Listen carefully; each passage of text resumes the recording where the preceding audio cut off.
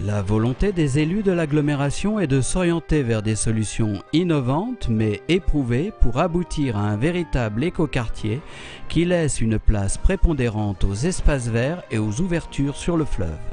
Et puis, il faut donner une identité au quartier en équilibre avec les autres aménagements de l'agglomération. Différentes réflexions sont menées, comme par exemple la reconversion de l'immense halle Fraissinet.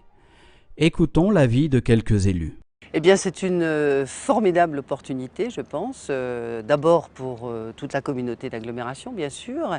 Et puis, localement, j'allais dire en termes de commerce, oui, de développement commercial, ça peut tout à fait permettre à des commerçants déjà installés sur place de faire une opération de développement pour leurs propres entreprises. Et puis, de faire venir une spécificité de commerce probablement liée à l'eau, liées au sport nautique, liées aux activités nautiques en général. Nous sommes à un début d'un entrain et en tout cas d'un optimisme dont nous faisons tous preuve et qui va certainement faire que ce quartier va être une vraie belle réalité dans quelques années, avec le fleuve bien sûr comme lien. Et là aussi, je ne veux pas manquer de signaler l'opportunité d'envisager des transports par bien sûr la Seine, qui pourrait nous servir de fil rouge à 10 communes sur les 14 que compose la communauté de Melun-Val-de-Seine.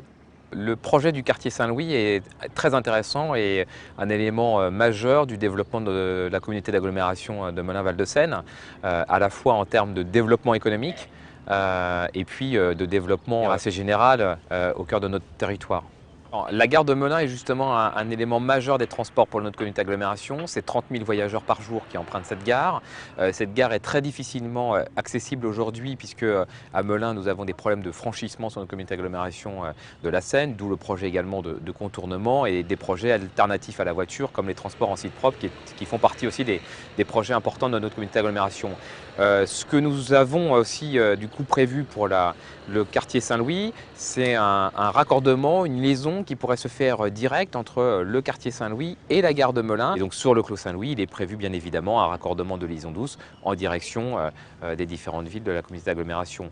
En termes de transport, on a aussi une réflexion à avoir pour le développement de navettes fluviales à partir du clos Saint-Louis qui sera donc une zone économique assez importante vers le reste de la communauté d'agglomération ou au-delà. C'est un des modes alternatifs aux véhicules que nous devons développer. Le quartier Saint-Louis a vocation à accueillir des emplois. Pourquoi? Parce que le développement moderne, l'urbanisme moderne, la façon dont on pense l'urbanisme aujourd'hui, associe le logement et l'emploi. On doit pouvoir travailler à proximité de chez soi, y aller avec une liaison douce, sans prendre sa voiture. Donc il faut concevoir l'urbanisme en fonction de cette mixité des destinations du territoire. Donc c'est un challenge passionnant pour créer le quartier du XXIe siècle dont nous avons besoin sur l'agglomération.